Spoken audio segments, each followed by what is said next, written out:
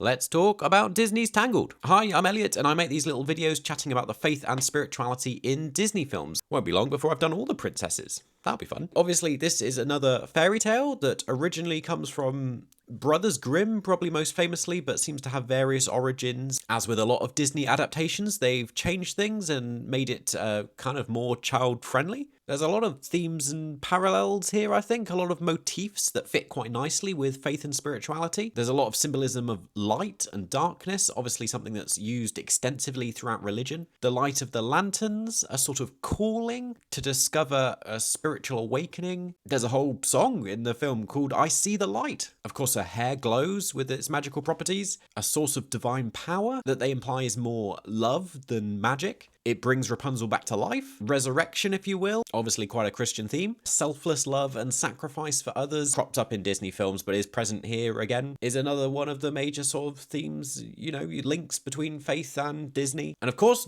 we can't forget to mention a miraculous birth.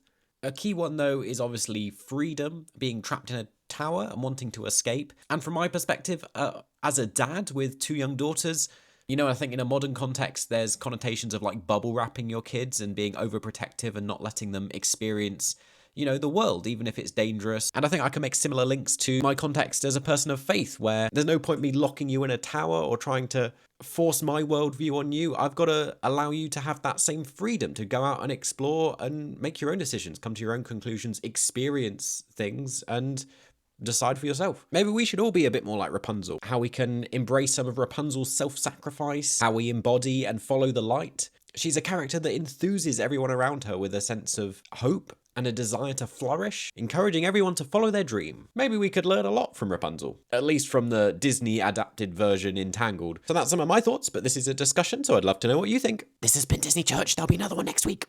Bye. Let down your hair.